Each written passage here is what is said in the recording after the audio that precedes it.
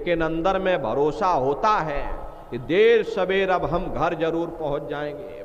ठीक उसी प्रकार से जब सतगुरु ने हमें नाम दे दिया, धुरधाम जाने की टिकट दे दी, तो एक ना एक दिन हम अपने सच्चे देश, सच्चे घर, सच्चे वतन जरूर पहुंचेंगे।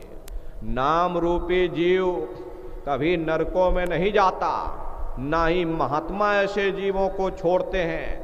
वैसे महात्मा अपने जीवों की हर पल हर क्षण संभाल करते रहते हैं, लेकिन पक्का भरोसा हमें तब आता है जब हम साधना करके प्रत्यक्ष रूप से अपने अंदर जा करके सतगुरु के नूरी स्वरूप का दर्शन कर लेते हैं। उससे पहले तो कोई कह दे कि नहीं महात्मा जी ठीक नहीं है, सच्चे नहीं हैं, तो आपका भरोसा टूट जाएगा।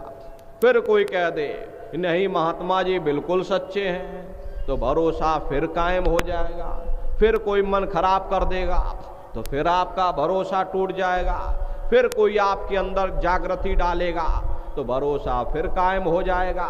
ऐसे ये सिलसिला चलता रहता। लेकिन जब आप अपने अंदर जा करके साधना करके अपने सतगुरु के नूरी स्वरूप का दर्शन कर लोगे, फिर चाहे सारी दुनिया एक होकर के सतगुरु को बुरा भला कहे, आपका भरोसा नहीं टूटेगा, आपका विश्वास नहीं टूटेगा। इसीलिए महात्मा कहते हैं कि ऐ शिष्य तुम्हारा धर्म है, तुम सतगुरु की मौज में रहना सीखो, उनकी रजा में रहना सीखो, उनके हुक्म पर चलना सीखो। फिर वो चाहे कैसा भी हुक्म हो। हरे प्रेमी भाई बहनों, अगर मुर्शिद कोई हुक्म देता है उसके लिए वह जिम्मेदार होगा। संत महात्मा फकीर कभी किसी को नाजायज हुक्म नहीं देते। देखिए गुरु नानक देव जी महाराज ने मुर्दा खाने का हुक्म दिया।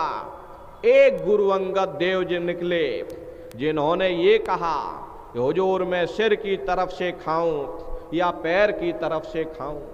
हालांकि वो हलवा था, उन्हें तो परीक्षा लेनी थी, लेकिन देखो एक ही चेला निकला, बाकी सब चेले चपाटे भाग गए। कहने का मतलब ये है मुर्शिद का जो भी हुक्म होता है तालिब के लिए वही हदीस